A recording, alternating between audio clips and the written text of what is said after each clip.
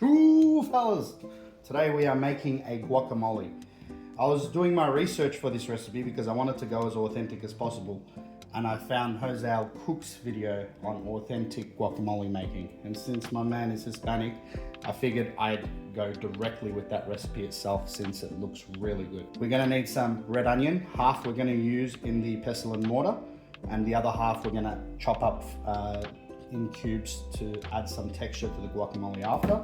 We've got some coriander, some we're gonna crush up with the jalapeno, and some we are going to add as a garnish on top as well. We also got some lime that we're gonna squeeze in to our pestle and mortar once we've crushed the onion and jalapeno, and we are going to use the zest of it to finish off the dish as well later. We are going to cut our lime in half and set it aside. We got our jalapeno, we're gonna chop that out. I'm gonna chop it into slivers. I'm gonna add the seeds out just so it doesn't have too much spicy. Just gonna chop that nicely. We're gonna grind this up in the pestle and mortar as well. So beautiful. Okay, let's put the jalapenos in our pestle and mortar. We are going to chop up the onion that is going to go in our pestle and mortar. So right to the root, but don't go past the root.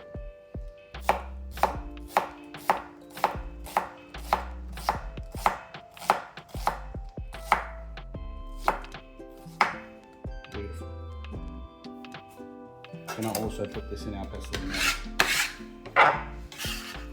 Let's chop up our other onion so we can save it for the garnish later. Put that in our bowl for later. We've got our cilantro. Save most of the stemmy bits for the pestle and mortar. Okay, these ones can be for garnish. I'm gonna put the stems actually in the pestle and mortar. The rest I'm gonna just chop up, roughly chop, and we're gonna set it aside for the garnish later. Pestle and mortar, we put a little bit of salt, and we're just gonna grind this up into a paste. He uses a molcajete in his video. I don't have one of those, so I'm using the next best thing. I think this is a rock grinder or a granite grinder. This is smelling super fragrant, by the way. It's really cool. Be adding some lime juice once we've pulverized that enough. Beautiful.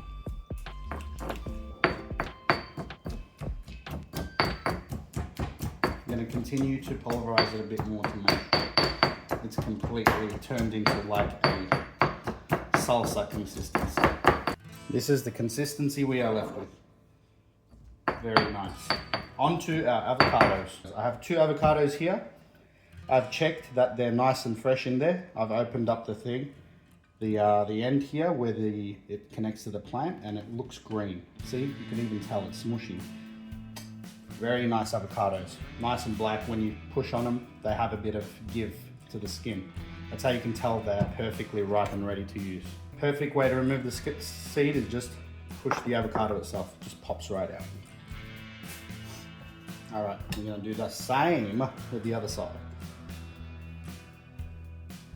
This is a super fresh avocado, I can tell. We're gonna squish these avocados out of the skin. Just gonna push on the skin and remove them.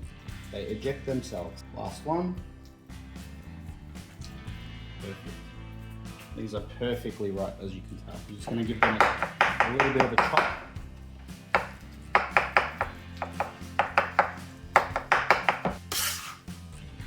Add them to our pestle and mortar. Perfect, guys. We have made our guac. We've put it in with the salsa. I'm just gonna give these a light smashing to incorporate the onion, jalapeno, and coriander salsa we made into the guac. And this is as authentic as it gets. We've mashed up our guac. Time to add the part that is going to give us texture. Got the onion in there and the cilantro. Okay, perfect. Let's give it a bit of a taste. That's delicious, man. Adding a little bit more salt. To taste, remember that. If it's too salty for you, adjust accordingly. This is such an easy recipe to make. And that's done. Look how easy that was. I love the slight heat you get. The heat you get from the jalapeno is not too intense. It is perfectly enough to just like give this a perfect spice. Okay, let's add the zest of a lime. I need a microplaner, don't I? This is working okay, but it's not working with it. Ah! Alright.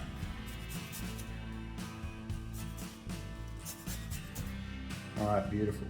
We've added some lime zest to it.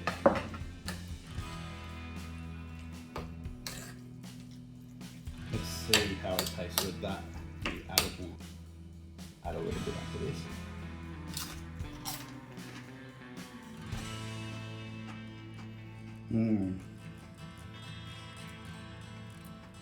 Enjoying my guacamole days.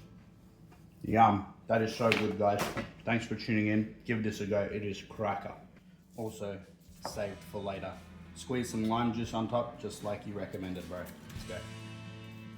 That will stay non-oxidized in the fridge for a few days. I haven't tried this before, but I'm definitely sure it will.